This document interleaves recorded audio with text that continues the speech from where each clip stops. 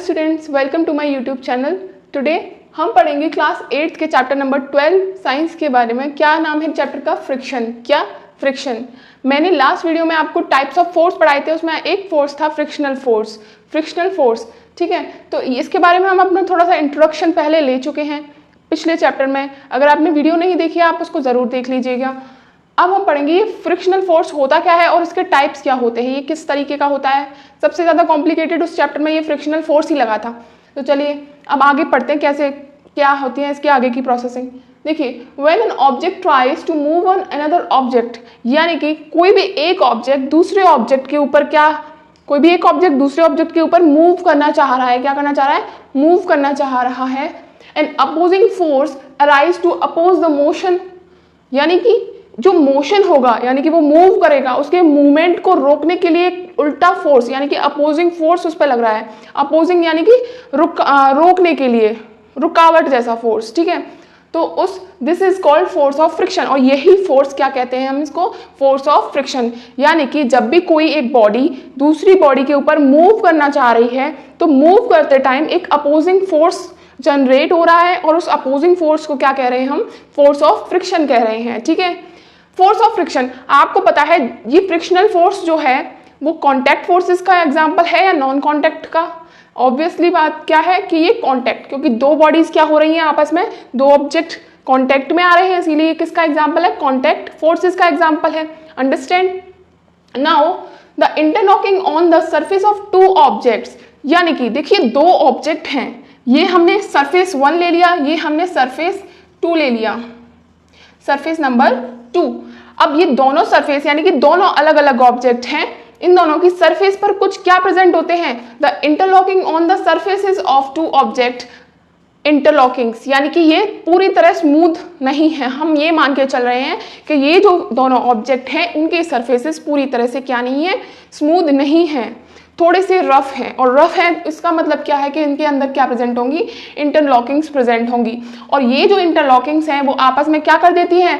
Resist the motion of object, यानी कि ये जब आपस में मिलती हैं तो ये मोशन यानी कि किसी भी ऑब्जेक्ट के मूवमेंट को रोकने का काम करती हैं। अंडरस्टैंड?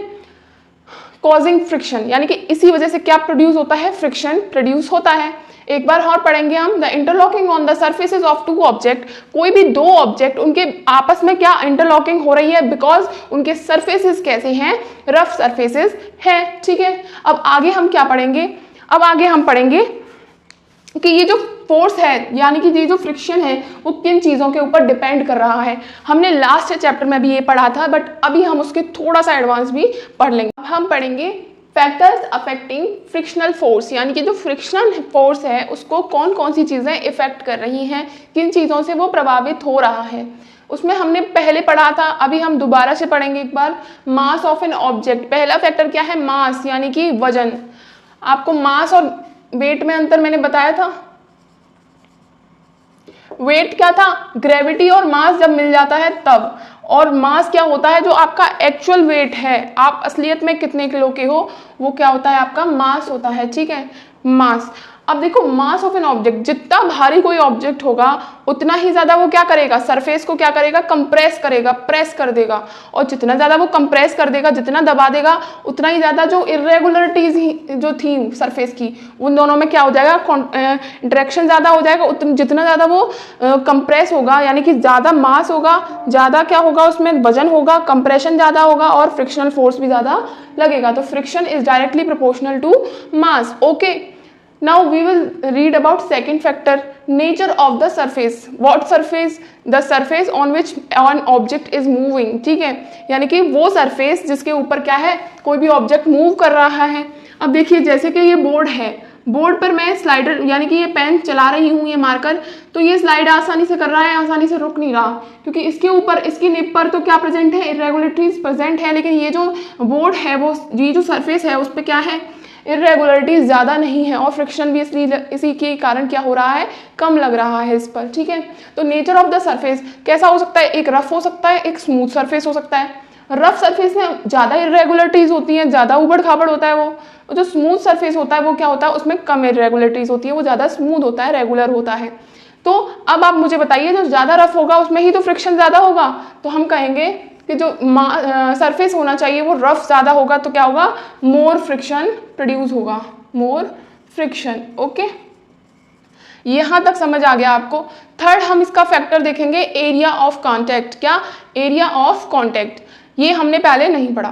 देखिए, लार्जर द मास, जितना ज़्यादा उसका वजन होगा, समझ रहे हो आपने कोई भी ऑब्जेक्ट लिया किसी सरफेस पे चलाने के लिए, उसका वजन ज़्यादा है, वजन ज़्यादा है, लार्जर द सरफेस एरिया, यानी कि सरफेस एरिया कितना कवर कर रहा है। अगर मैं इस पेन की बात करूं और मैं इसको यहाँ चलाऊं तो ये कम सरफेस एरिया जो है वो क्या कर रही है, उसको कम सरफेस एरिया से घेर रही है, तो ये इसका जो फ्रिक्शन है वो कम होगा। लेकिन वहीं मैं अगर इस डस्टर की बात करूं, डस्टर में भी इरेगुलरिटीज हैं और बोर्ड में भी कम है लेकिन होंगी, तो मैं इसको अगर करूंगी तो ये ज़्यादा सरफेस एरिया कवर कर रहा होगा, ये पेन नहीं कर रहा होगा। ठीक है, ये आसानी से स्लाइड कर पा रहा है लेकिन डस्टर नहीं, क्योंकि डस्टर का सरफेस एरिया ज़्यादा हो गया। तो इससे हमें क्या समझ आता है कि larger the surface area larger the frictional force, यानी कि जितना ज़्यादा सरफेस एरिया होगा बेटा उतना ही ज़्यादा क्या लगेगा, वहाँ फोर्स लग रहा होगा। कौन सा, फ्रिक्शनल फोर्स लग रहा होगा। अब हम आगे पढ़ेंगे टाइप्स ऑफ फ्रिक्शनल फोर्स, यानी कि यही आपके चैप्टर का पूरा बेसिस है। ठीक है, चलिए डियर स्टूडेंट्स, अब हम पढ़ेंगे टाइप्स ऑफ फ्रिक्शन के बारे में कि ये फ्रिक्शन जो है इसके कितने टाइप्स होते हैं। ठीक है, तो हम पढ़ते हैं इसके 4 टाइप्स होते हैं। कितने, 4। एक होता है static friction, sliding friction, rolling friction और फ्लूइड फ्रिक्शन। फ्लूइड से आप समझते हो क्या होता है, लिक्विड। ठीक है, रोलिंग यानी कि कोई भी ऑब्जेक्ट रोल कर रहा है तब, स्लाइडिंग यानी कि स्लाइड कर रहा है, फिसल रहा है तब का, और स्टैटिक, स्टैटिक का मतलब होता है रुका हुआ। क्या, रुका हुआ। स्टैटिक का अपोजिट वर्ड होता है डायनामिक। क्या, डायनामिक, आपने पढ़ा है डायनामिक, ये किसका अपोजिट होता है, स्टैटिक का। स्टैटिक का मतलब होता है रुका हुआ, बॉडी एट रेस्ट। डायनामिक का मतलब होता है मूविंग। तो मैं अगर ये कह सकती हूँ कि स्लाइडिंग और रोलिंग जो फोर्सेज है ये कैसे फोर्सेज है, डायनामिक फ्रिक्शन है, यानी कि ये मूव कर रहे हैं। ओके, तो हम क्या करेंगे, एक एक करके सभी को चारों को पढ़ लेते हैं।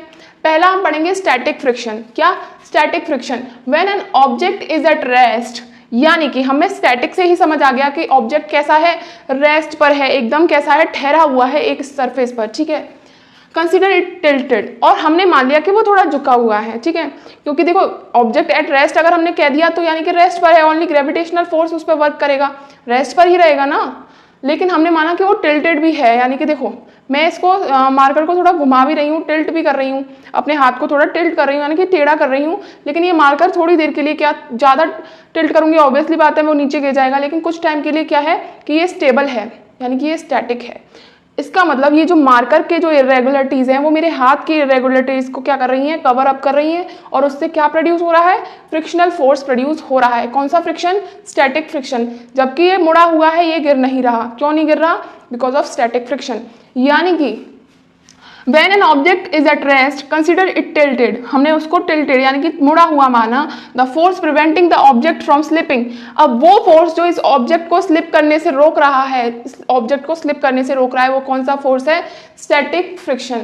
Object is about to move, यानी कि ऑब्जेक्ट मूव नहीं कर रहा लेकिन अबाउट टू मूव है, थोड़ा सा और इसमें क्या हुआ, थोड़ा सा टिल्ट और हुआ और ये क्या हो जाएगा, मूव कर जाएगा। समझ आ गया ये बात, स्टैटिक फ्रिक्शन समझ आ गया।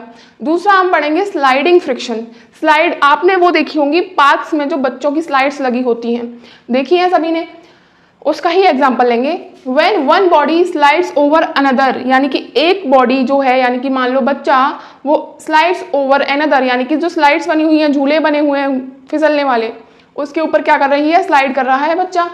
Object and surface do not have time to interlock its irregularities, यानी कि जो ऑब्जेक्ट है और जो सरफेस है उसके बीच में क्या नहीं, मतलब उनको इरेगुलरिटीज को लॉक करने का टाइम ही नहीं मिलता, क्योंकि वो कैसा है, स्लाइडिंग है, स्टैटिक नहीं है, रुका हुआ नहीं है, उसको क्या करना है, मूव करना ही है। तो जब वो मूव करता है तो ऑब्जेक्ट और सरफेस को क्या नहीं मिलता, टाइम नहीं मिलता कि वो एक दूसरे को क्या कर लें, इंटरलॉक कर लें इरेगुलरिटीज से।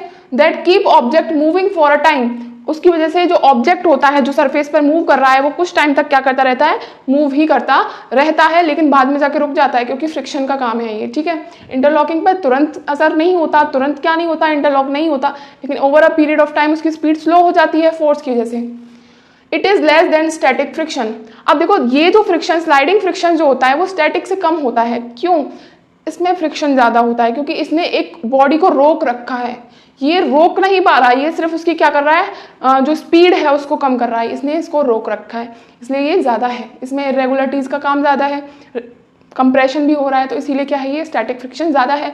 अब हम आगे पढ़ेंगे रोलिंग फ्रिक्शन और फ्लूइड फ्रिक्शन के बारे में, ठीक है डियर स्टूडेंट्स। अब हम आगे पढ़ेंगे अपना थर्ड जो टाइप ऑफ फ्रिक्शन है, यानी कि रोलिंग फ्रिक्शन। रोलिंग से आपको समझ में आ रहा होगा रोल करना, यानी कि क्या करना, रोल करना। कैसे रोल करते हैं, आपने देखा होगा कि आप ट्रॉलीज लेते हो, आप मॉल जाते हो या ग्रॉसरी स्टोर जाते हो तो आपको ट्रॉलीज देते हैं। अगर आपने ट्रॉली को बिना व्हील्स वाली ट्रॉली ले ली, ठीक है, वैसे होती नहीं है, मान लिया आपको एक बिना व्हील की ट्रॉली दे दी है, या मान लिया आपके घर कूलर है, ठीक है, मैं यहाँ एग्जांपल देती हूँ, जैसे कि ये कूलर है, ठीक है, आपको मम्मी ने बोला कि इसको एक जगह से दूसरी जगह पे आप रख दीजिए, यानी कि स्लाइड करके लेके जाइए।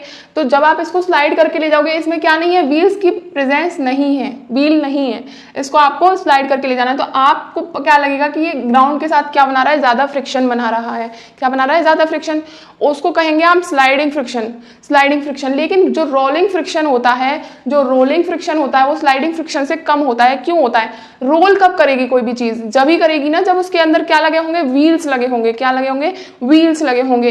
यानी कि आपने देखा होगा बेलन चकले पर क्या करता है, रोल करता है, क्योंकि वो कैसा शेप होता है उसका, सर्कुलर शेप, सिलेंड्रिकल शेप होता है, लेकिन सर्कुलर होता है, लाइक अ व्हील, ठीक है। तो जहां भी रोलिंग फ्रिक्शन की बात आई, आपको पता चल जाना चाहिए कि व्हील्स लगे हुए हैं, और व्हील्स लगे हुए हैं इसकी वजह से क्या होगा, आसानी से हम एक जगह से दूसरी जगह इस चीज को लेके जा सकते हैं, ठीक है, रोल करते हुए। इसका मतलब क्या हुआ कि ये जो रोलिंग फ्रिक्शन है इसमें कम फ्रिक्शन लगता है, स्लाइडिंग से भी कम लगता है, ठीक है। सबसे ज्यादा फ्रिक्शन स्टैटिक फ्रिक्शन में लगता है, उससे कम स्लाइडिंग में लगता है, और उससे भी कम किस में लगता है, रोलिंग फ्रिक्शन में लगता है।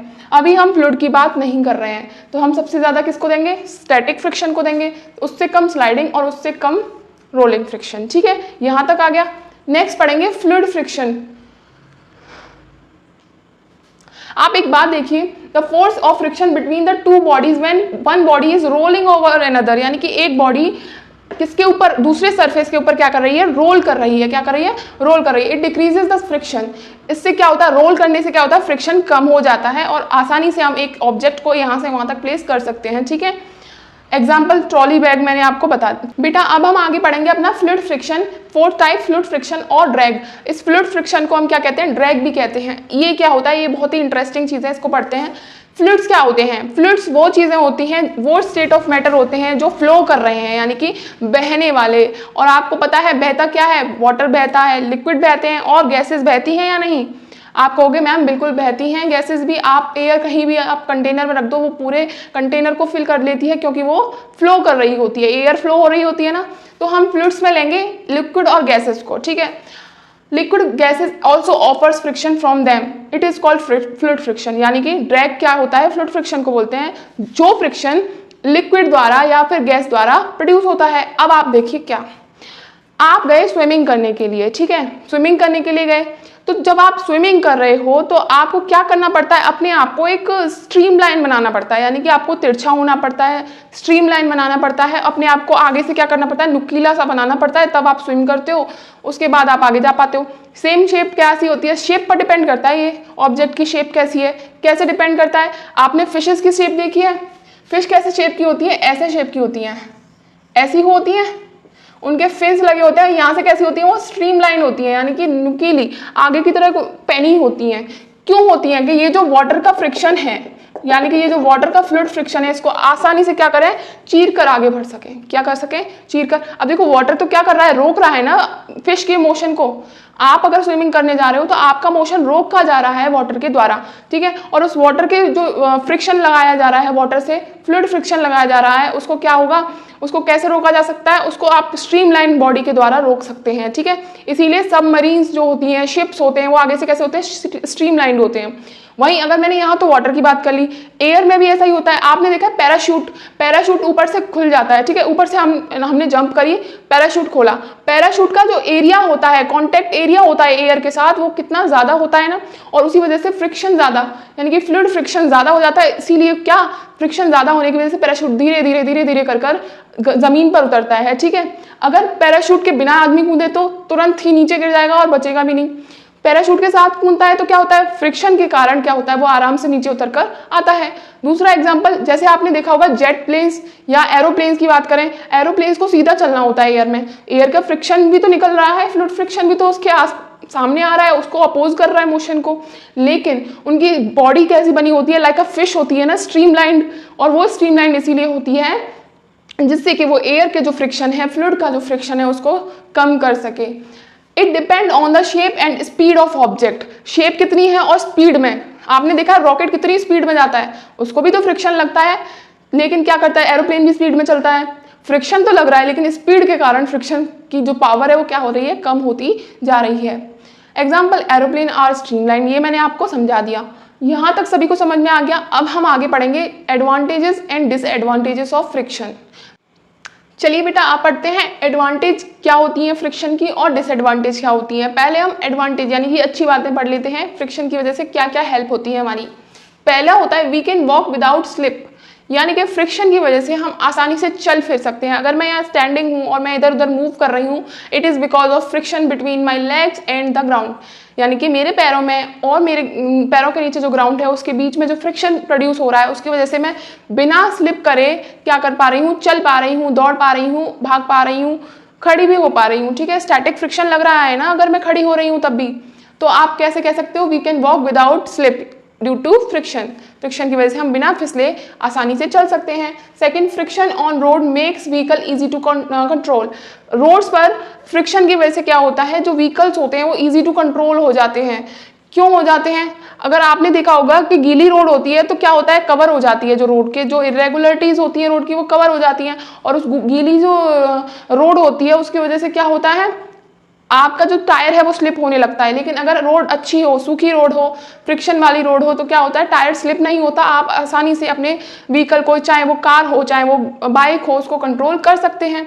तीसरा, we can write on paper because of friction, आप अपने पेपर, यानी कि अगर आप इस क्लास के नोट्स बना रहे हो या नहीं बना रहे हो, आपने कभी न कभी पेपर पर लिखा होगा, ऑब्वियसली आप स्टूडेंट्स हो तो जब आप पेपर पर लिखते हो ना बेटा, तो वो लिख इसलिए पा रहे हो, आप इतने सुंदर सुंदर शब्द सजा के लिख देते हो, राइटिंग्स लिखते हो, वो इसलिए लिख पा रहे हो क्योंकि आप फ्रिक्शन लगा पा रहे हो।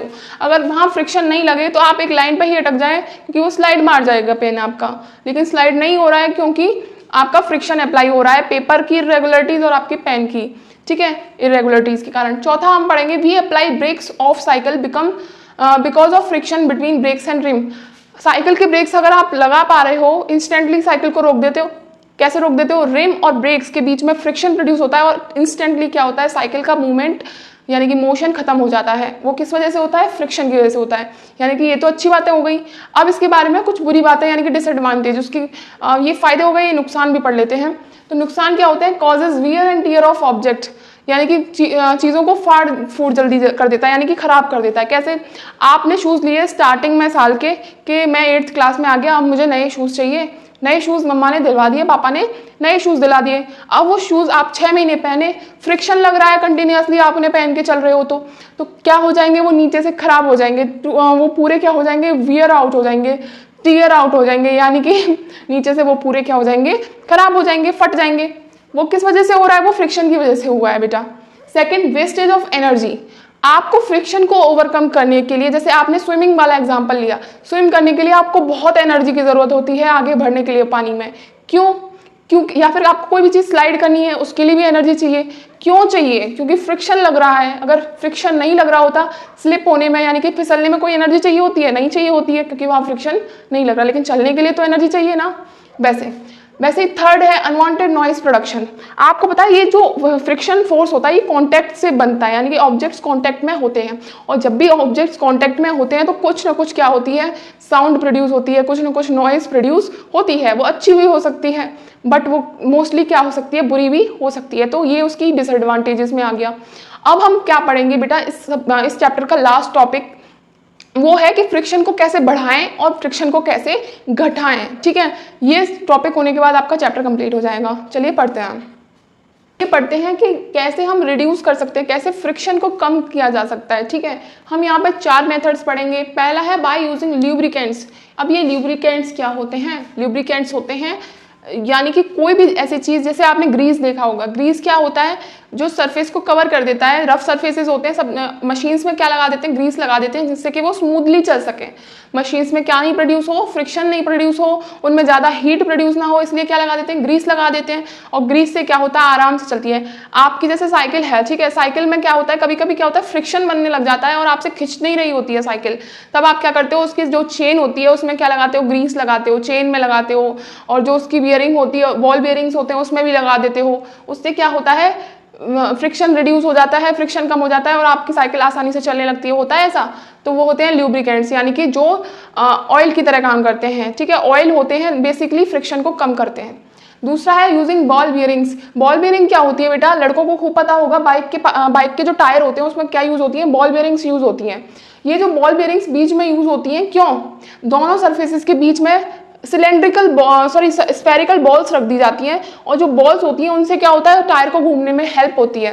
यानी कि यहाँ कोई भी अननेसेसरी फ्रिक्शन ना प्रोड्यूस हो, इसलिए क्या लगा दी जाती है, बॉल्स लगा दी जाती हैं, और उनके थ्रू क्या लगता है, टायर को घुमाने में आसानी होती है, फ्रिक्शन नहीं लग पाता। Polishing the surface. अगर कोई रफ सरफेस है, यानी कि मैंने मान लिया कोई बहुत ही गंदा रफ सरफेस है, उसको क्या कर दिया हमने, पॉलिश कर दिया। रेगमाल होती है, रेगमाल से पॉलिश कर दिया, या किसी भी चीज़ से पॉलिश कर दिया। आपको पता है जो कांच होता है, कांच को अगर हम पॉलिश कर देते हैं तो हम उसको किसी भी शेप में बना सकते हैं, ठीक है। डायमंड की शेप में, यानी कि स्टोन की शेप में बना सकते हैं। क्या करके? पॉलिश करके कर सकते हैं ऐसा। लेकिन अगर आप कांच को देखें तो उसमें क्या होता है, इरेगुलरिटीज होती है। उसी तरह से कोई भी सरफेस को आप पॉलिश करके क्या कर सकते हो, स्मूथ बना सकते हो।